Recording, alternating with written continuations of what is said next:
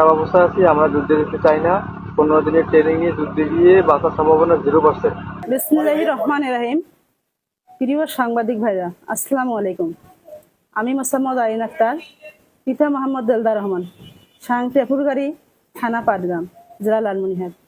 এই মর্মে আপনাদের নিকট আবেদন করিতেছি যে আমার ছোট ভাই নাসমুল আলম সহ আল মামুন, আল আমিন, মেহেদি হাসান পরিবারের পক্ষ থেকে জানাইতে যে কয়েকদিন পূর্বে বিবাদী মোহাম্মদ ইউনুস আলী, বাংলাদেশ জামাতে ইসলাম পাটগ্রাম উপজেলা যুব বিভাগের সভাপতি, মোহাম্মদ সোহেল রানা, জামাতে ইসলাম আমির, পাটগ্রাম পৌরসভা, পিতা মোহাম্মদ আব্দুল সত্তার, মোহাম্মদ মাহিন, পিতা অজ্ঞাত, সোহেল রানা দোকানের কর্মচারী, এই 3 ব্যক্তি বিদেশে চাকরির কথা বলিয়া প্রতারণা করিয়া আমার ভাই সহ 4 জনের নিকট হইতে 36 লক্ষ টাকা হয়ে গেছে।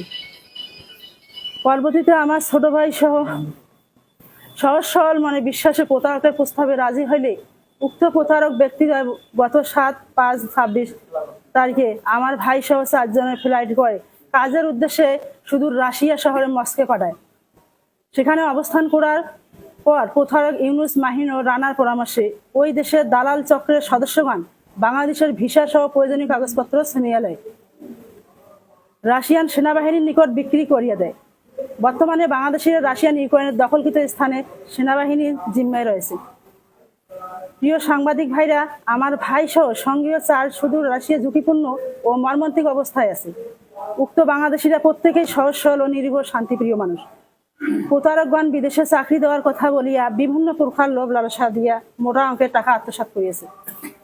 উক্ত প্রতারকদের আইনের আওতায় লইয়া প্রত্যেকের দৃষ্টান্তমূলক শাস্তির দাবিতে সংবাদ সম্মেলনের জন্য আবেদন করিলাম।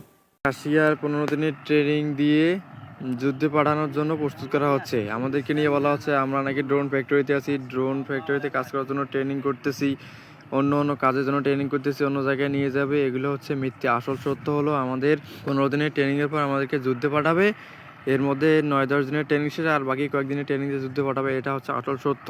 আপনারা বাংলাদেশ হাইকমিশন, আমি জানি না কেন আমাদের 30 জনের কথাগুলো আপনাদের মিথ্যা মনে হচ্ছে। আসল সত্য আমরা বলতেছি, আপনারা কেন বিশ্বাস করতেছেন না? যুদ্ধে যখন আমরা মরে যাব তখন হয়তো আপনারা সত্যটা বিশ্বাস করবেন।